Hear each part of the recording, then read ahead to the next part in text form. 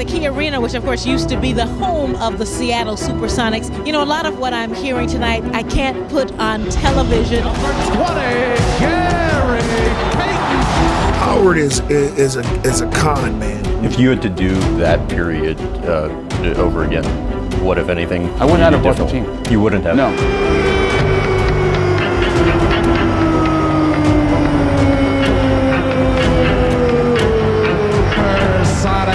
I just, the city of Seattle was going through a rough period. We didn't have the right arena. We were losing money. The NBA then wasn't it is today. It's been nearly 10 years since Seattle last had an NBA team. City officials are still feeling optimistic. Altogether, it is a privately funded $1.4 billion project. It's a great day for Seattle. This KeyArena right behind me is going to start looking a whole lot different. So this is where the floor was. We will go down another 15 feet here. It will be a building that's unmatched in the country. Seattle's iconic arena has undergone a remarkable transformation. In this video, we'll uncover the arena's full story, why it was lost, why it's been rebuilt so many times, and what its future holds. My name is Lee Brees, and this is Modern Ruins, episode 26.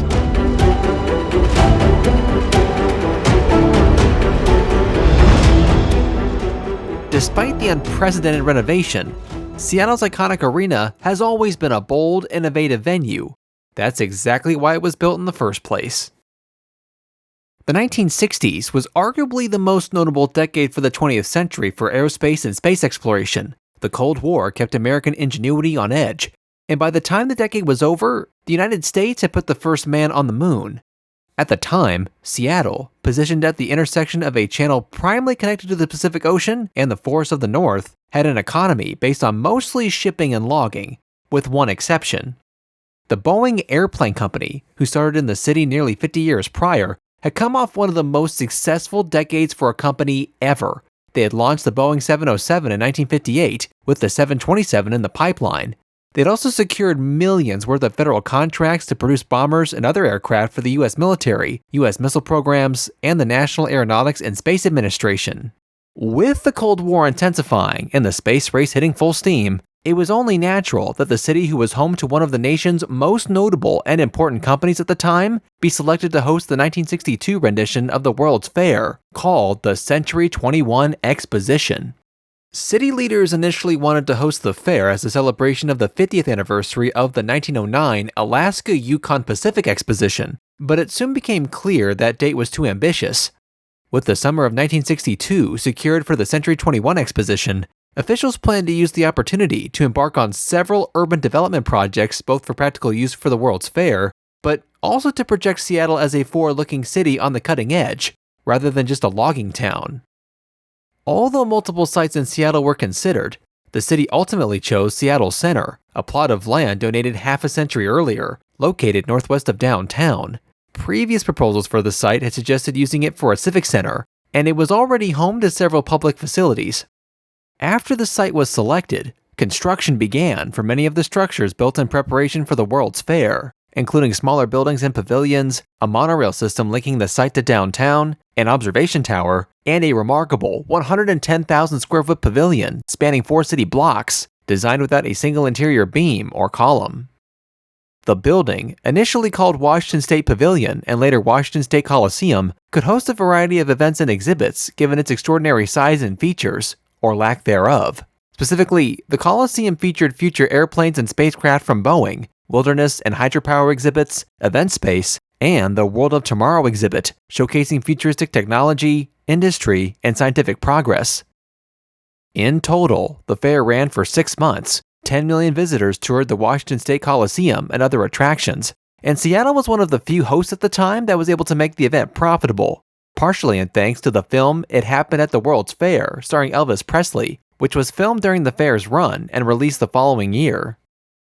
When city leaders, namely Seattle Mayor Alan Pomeroy, were pushing for the World's Fair, they convinced the Seattle City Council to approve $8.5 million in bonds to build the various structures, with the state legislature matching that amount. $7 million alone was set aside specifically for the Washington State Coliseum. It would be designed by prominent Washington State architect Paul Theory, known as the father of Northwest modernism. His final design was nonetheless in the modernist style, featuring a striking, hyperbolic paraboloid roof that required no interior support. Instead, massive exterior columns held tensioned cables that supported the roof, creating a bold and innovative architectural statement. After the fair was over, the city embarked on a $2.9 million renovation project to convert the large enclosed space into a usable sports arena, including bleachers, concourses, concessions, locker rooms, and other requisite facilities. When the renovation was complete, the Seattle University men's basketball team became the arena's first tenant, and the following year it was renamed the Seattle Center Coliseum to match the venue's location. A minor hockey league team would also be added as professional sports was on the rise across the country. From a media market perspective, Seattle was relatively isolated, making it likely that any professional sports team in the city would attract fans from multiple states. Recognizing this opportunity, Los Angeles businessmen Sam Schulman and Eugene Klein, owners of the Los Angeles Chargers, saw adding an NBA team as a no-brainer. They quickly secured approval for an expansion franchise, choosing a name that honored Seattle's most prominent and highly coveted industry, the Supersonics. And with the team set to play in the Seattle Center Coliseum, the connection to the city's innovative spirit was all the more fitting. The Supersonics would fail not long after takeoff, winning only 2 of their first 16 games. Their first win at the Seattle Center Coliseum coming on Halloween, 1967, against the Chicago Bulls. The team would finish their inaugural season 23-59 and wouldn't finish above 500 until 1972. They would finish the 1974 season 43-39, the second year under head coach and general manager Bill Russell, the former Celtics star, and lose in the Western Conference semifinals before replicating that exact success the following year. 2 years and another coach later, the Supersonics would bring the first championship games to the Seattle Center Coliseum in the 1978 NBA Finals. However, the Washington Bullets would get the better of them, winning Game 7 at the Coliseum. The two teams would meet again the following year, this time the Supersonics winning Game 5 in Maryland, taking the series 4-1, securing the team's only championship. However, renovations at the Coliseum would force the Supersonics to play at the new and larger Kingdome starting the 1978 season, whom would be shared with the new Seahawks NFL franchise and the MLB's Mariners. Despite scheduling conflicts, larger attendance led the team to stay at the Kingdome well into the next decade, only returning to the Coliseum after attendance dropped below 10,000 fans at the end of 1984 under the direction of new ownership. While Seattle would host the NBA All-Star Game twice, the Seattle Center Coliseum would only host the 1974 version, with the Kingdome hosting the game in 1987. After returning to the Coliseum, the team would consistently place atop the Western Conference. Ironically, the team would make the playoffs with a losing record in 1987 and make their way to the Western Conference Finals. The Supersonics would replicate this success in 1993 before going on a tear the following year, finishing with a 63-19 record, but lost in the first round of the playoffs.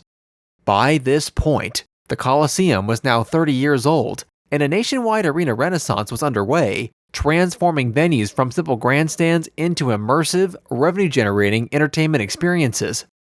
Seattle Center Coliseum was quite outdated, only having a 13,000-seat capacity, and having been built on the outset of professional sports arenas, its age was showing.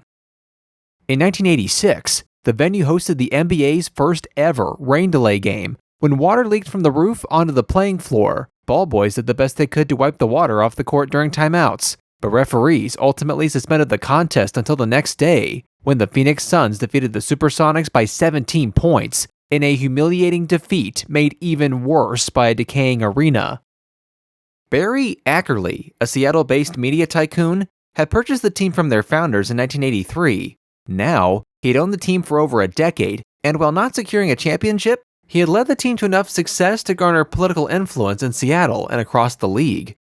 While Ackerley would never comment, rumors that the team would move were rampant, with cities like San Diego, Toronto, and Milwaukee in the mix.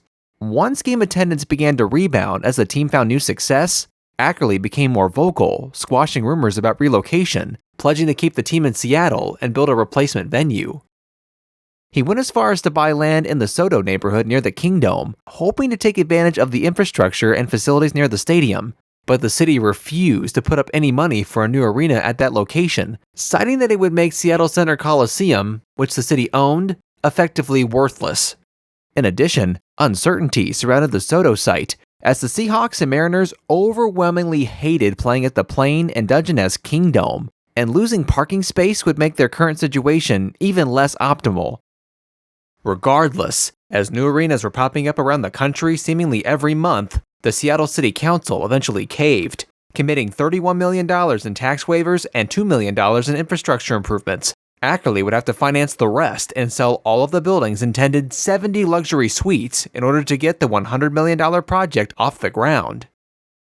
After the deal was announced, Seahawks management eventually backed down from their initial protests after Ackerley agreed to sign another deal saying that the new arena would be empty and unused during Seahawks home games, and that the Supersonics would construct an 1,800-space parking garage as part of the project. However, the Mariners continued to protest, and even got the MLB commissioner to speak before the city council to vocally object to the proposal. Another aspect of the deal with the city was that Ackerley would have to submit a proposal to the NHL for an expansion team. However, upon learning that the league demanded a $50 million expansion fee, exceeding the value of any existing team at that time, along with the sale of 10,000 season tickets at a record high price, Ackerley found the terms unreasonable, and so he withdrew the application, citing the impracticality of bringing a new team to Seattle under such demands. Without a second value-adding tenant, the new arena project fell apart. By 1991, the Supersonics deal with the city was officially canceled. With the SoDo Arena proposal off the table and the city facing the potential loss of tourism, and at worst, the Supersonics, newly elected Mayor Norm Rice made it a top priority to commission a study on the environmental and engineering feasibility of expanding the existing arena through excavation. The plan the commission proposed involved digging underneath the arena, demolishing the existing arena bowl, and constructing a deeper and larger one. The compression ring that held up the steel cables creating the roof would be supported to shore up the structure, before the entire system would be replaced with steel girders and trusses conformed to the existing roof shape. However, as part of the deal, no taxpayer funding could be used for construction, and so Ackerley and the city agreed to share revenue after the arena opened, the first public-private partnership to use such an arrangement. Barry Ackerley was highly skeptical of this plan. The city had wanted to use the refiguring the Coliseum approach from the start, but Ackerley believed a renovation would produce a lackluster product. Now, faced with no other choice, Ackerley endorsed the plan as a last resort. The project took 2 years to complete. The Supersonics would play at the Tacoma Dome in Tacoma, Washington during construction. While the roof was replaced, the acoustic panels that were attached to it to prevent echoing were refurbished and reused. The court itself was lowered 35 feet, improving sightlines and capacity, which was raised from 14,000 to over 17,000, including 1,100 club seats and 58 luxury suites.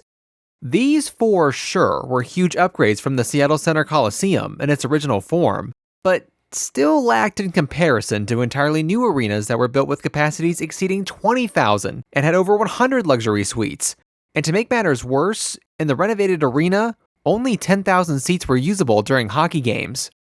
Surprisingly, this approach only required 75% of the budget of the SoDo Arena, well within the city's financing ability using municipal bonds, which totaled $74.5 million, with the Supersonics contributing an additional $21 million. Cleveland-based Key Bank would pay $15 million for a 20-year naming rights deal that would name the venue KeyArena, whose branding subsequently became infused with the newly renovated structure. Additional funding would be used to construct a new support building, a parking garage, a new team store, and a tunnel connecting the store to the arena, bringing the total cost to $127 million. The Seattle SuperSonics made their return to Seattle on November 4th, 1995, with a victory over the Los Angeles Lakers, winning 103-89. They would go on to have one of the most impressive seasons for a virtually new arena ever, finishing the 1995-96 season with a remarkable 64-18 record, led by stars Gary Payton, Sean Kemp, Sam Perkins, Hershey Hawkins, and Nate McMillan. Despite their dominance, they lost the finals in 6 games to the Michael Jordan-led Chicago Bulls, who set a league record with a 72-10 season. The championship was Jordan's 4th overall, and his first since returning from retirement. But you couldn't have asked for more from KeyArena's inaugural year. Despite the loss, the Supersonics arguably had the best roster in the league. They had the second longest active streak of complete seasons over a 500 record at 11 straight, and they now had a freshly renovated facility to match their world-class reputation across the league. It seemed that the Supersonics had everything going for them, but the reality was far from it. Despite the nearly new arena and the media exposure, the team ranked near the bottom of the NBA in terms of revenue, and the updated arena was still lackluster by comparison. The NBA's rapid growth was driving constant changes in player salaries and fan expectations, challenges that accurately lacked the revenue and resources to meet. His media group, which had endured a rough stretch in the early 90s, finally returned to profitability by the end of the decade. Ultimately, Ackerley preferred to shift his focus to what he considered a simpler, more profitable business, and decided in 2001 to sell the team to local business tycoon Howard Schultz, the founder of coffeehouse chain Starbucks. After only a few years of ownership, it became increasingly clear that the KeyArena renovation had been far more problematic than originally anticipated.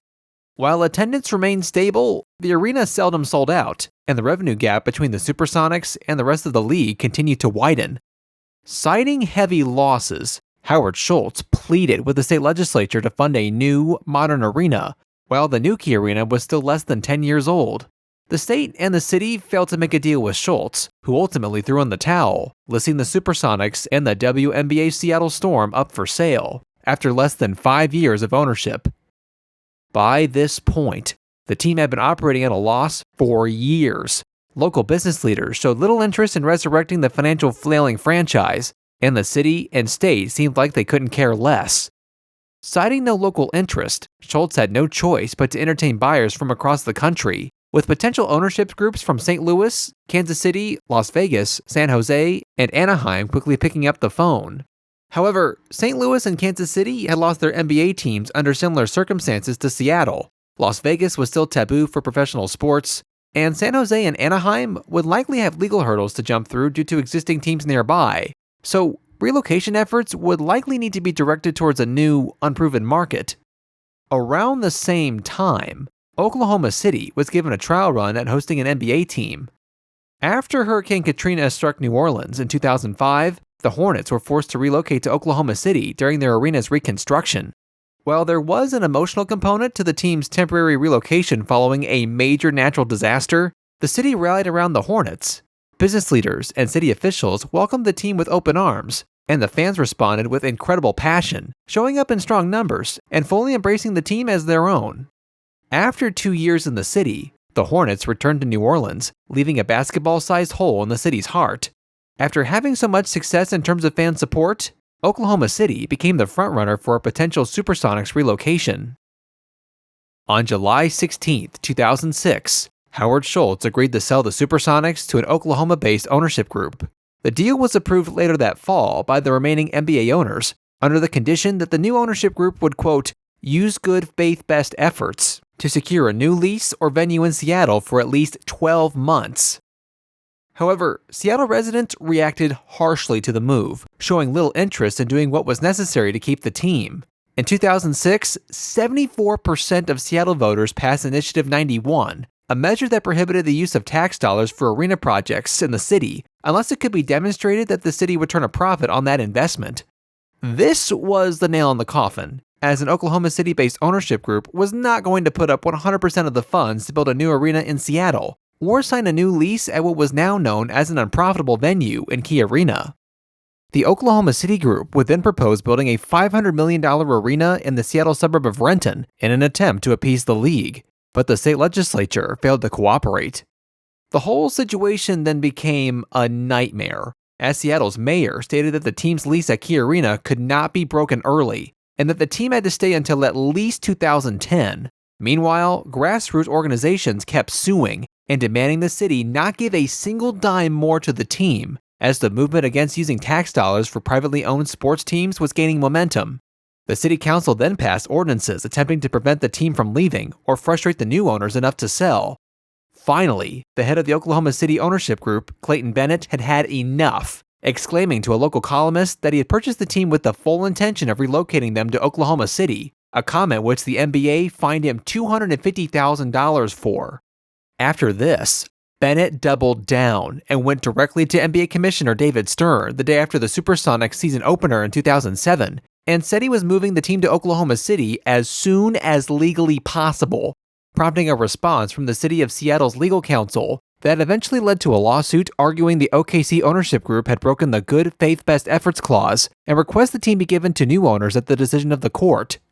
Seattle-based Microsoft CEO Steve Ballmer then stepped up and offered to cover half of a $300 million renovation of KeyArena, but the city, despite being in the midst of a lawsuit to prevent the team from leaving, refused to agree to cover the other half, and the state legislature did the same. 3,000 diehard Supersonic fans showed out for a rally in support of the city's efforts in their lawsuit to keep the team. Seattle Mayor Greg Nichols then stated that the lawsuit was the city's last resort, to which the judge did not rule in their favor. The Seattle SuperSonics played their final game at KeyArena on April 13, 2008, in a 99-95 victory over the Dallas Mavericks. The NBA Board of Governors then approved formal relocation plans 5 days later. Despite being allowed to leave, it was announced later that summer that the Oklahoma City ownership group and the city of Seattle had reached a settlement. The OKC group would pay $45 million for prematurely breaking the lease at KeyArena, with an additional $30 million payment required if Seattle did not receive an expansion team by 2014. The OKC group could not use the Supersonics name, logos, or colors, but would retain team history and records unless Seattle was granted a new team at any point in the future. The conclusion of the lawsuit officially marked the end of the Supersonics franchise indefinitely. The Oklahoma City Thunder would begin play the following year. Meanwhile, the city of Seattle, who had spent the last 5 years sending mixed messages, was left with an empty, unprofitable, and undesirable arena that was still soaked in municipal debt. KeyArena was now down to the Seattle Storm and Seattle University as tenants, and Key Bank wanted out of their naming rights deal early. Renegotiating their terms, the bank would be out entirely by 2010, only having to pay $300,000 for each of the last 2 years of the contract. However, the bank never requested that its name be removed after the deal expired, and the city never made an attempt to rename it, as removing the KeyArena name likely would have made the arena seem as a lesser venue. In addition to its tenants, KeyArena was now relegated to the typical ice and monster truck show tours, as it was unanimously accepted that the venue was subpar, and it would never host a Major League franchise again in its current form. WWE would host several pay-per-view events at the arena, but for the greater part of the early 2010s, its biggest use was as a bargaining chip for other franchises threatening relocation in order to extract more from their municipalities. While the NHL was seeking to expand, KeyArena was a much worse hockey venue than a terrible basketball venue, simply because the playing floor wasn't low enough for sightlines and was barely long enough to host a hockey game, making the already limited capacity venue unsuitable even for a minor league hockey team. In 2012, the commissioner of the NHL, Gary Bettman, said that Seattle was the ideal location for an expansion team, but he stated, quote, "There's no building," acknowledging just how unusable KeyArena was for hockey.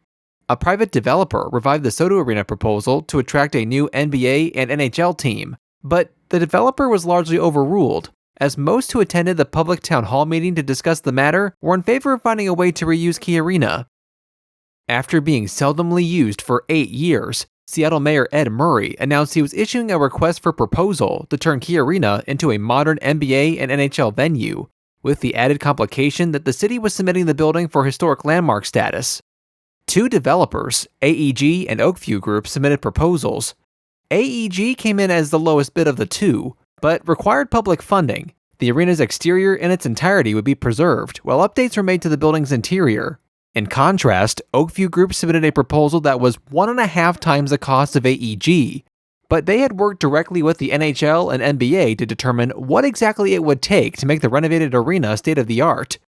The group would temporarily prop up the historic roof structure while the rest of the interior and exterior would be demolished. The original 1962 glass windows would be cataloged and temporarily stored in a warehouse before being reinstalled. The playing floor would be lowered 15 feet to improve sight lines, and much more of the site would be excavated to add additional facilities. Capacity would be raised to 18,000 for basketball and 17,000 for hockey. Luxury suites and new forms of premium seating would also be added. While the proposal was significantly more costly, it was entirely privately financed and was endorsed by the NBA and NHL. The only real question was, would the basically new building still qualify for historic preservation status? On December 4, 2017, the Seattle City Council voted in favor of the Oakview Group, with an estimated completion date of 2020.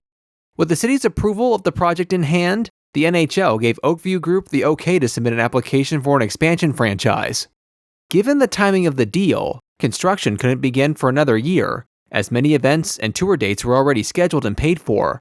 Seattle University and the Seattle Storm would play out the full 2018 season before locating elsewhere, to which the Storm ended up winning the WNBA Finals. After the series was over, the very last event held at KeyArena, in the third version of the historic venue, was a preseason NBA game held on October 5, 2018.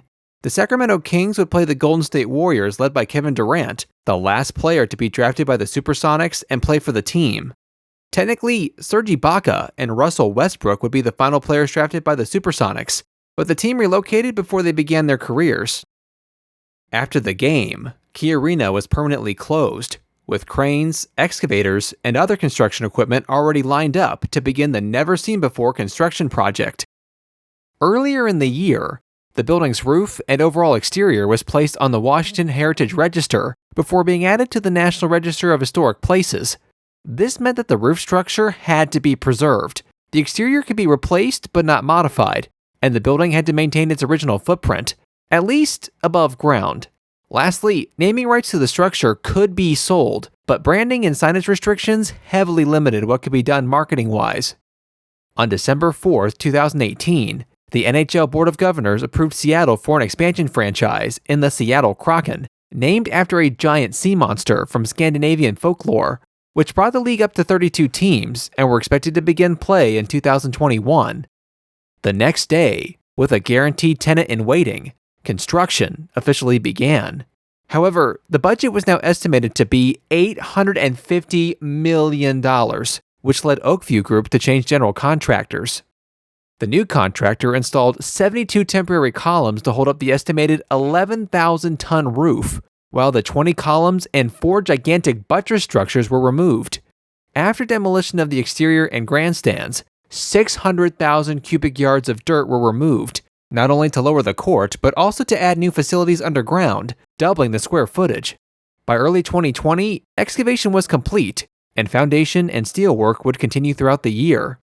By late 2020, grandstands were added and other trades began working on site, totaling 1,000 workers working in 3 separate shifts per day. Supply chain disruptions, labor shortages, and public health protocols presented extreme challenges, and while the timeline was unaffected, the total budget ballooned to $1.2 billion, a total 65% increase from the original budget as approved by the City Council. On top of the preservation and pandemic challenges, Oakview Group pledged to build the first carbon-neutral arena in the world. This meant that the building had to run entirely on electricity, produce more electricity than it used using sustainable methods, have a rainwater collection system that would be used to produce ice for hockey, use only reusable or compostable containers for concessions, and eliminate nearly all available parking in order to encourage use of public transit, which included issuing free passes on Seattle's light rail system for riders who purchased tickets to the arena. In the end, the building was awarded with a carbon-neutral certification by the International Living Future Institute, the largest building to ever receive certification from the institute. Fittingly, on June 25, 2020, locally based Amazon acquired the naming rights to the arena, which they chose to rebrand as Climate Pledge Arena. This new name reflected Amazon's partnership with the environmental advocacy group Global Optimism and its, quote, Climate Pledge, an initiative in which companies commit to making their operations carbon neutral by 2040. The rebranding aligned the arena with Amazon's environmental goals and sustainability efforts, and increased public awareness about how much effort went into making the building carbon neutral. On July 8, 2020, the KeyArena signage was removed from the iconic roof by helicopter, with the Climate Pledge branding being added later that fall. A year later, the building was completed as scheduled, with a private ribbon-cutting event being held on October 19, 2021, right before the new arena's first event, a private concert by Foo Fighters and Death Cab for Cutie for charity. The first public event would be held 3 days later, a sold-out Coldplay concert, which was followed the next day by the Kraken's first home game at Climate Pledge Arena, in which the Kraken were defeated by the Vancouver Canucks 4-2, their first win at the venue coming 3 days later, marking the beginning of the 4th chapter for the historic venue.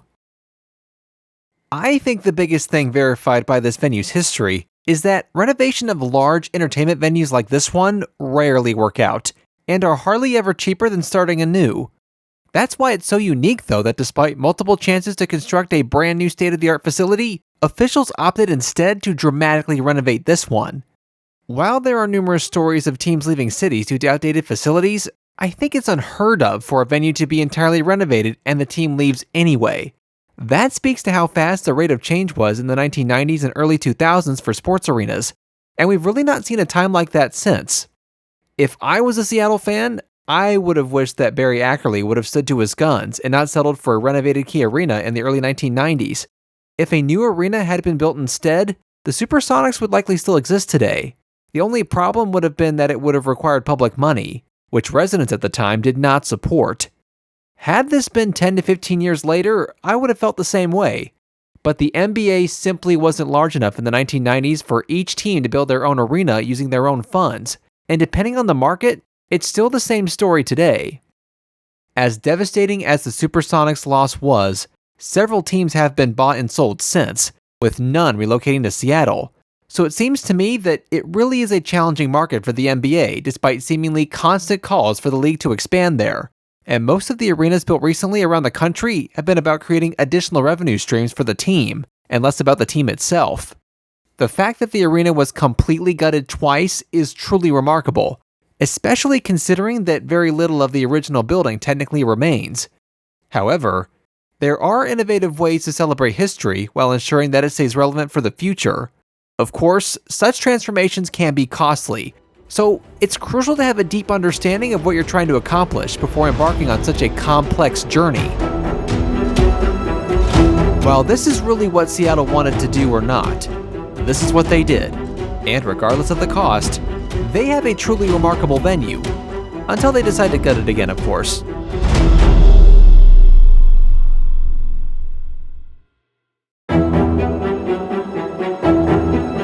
And on that note, thank you for watching. Subscribe to Labrise TV for more Modern Ruins content. And be sure to comment what Modern Ruin you'd like us to cover next.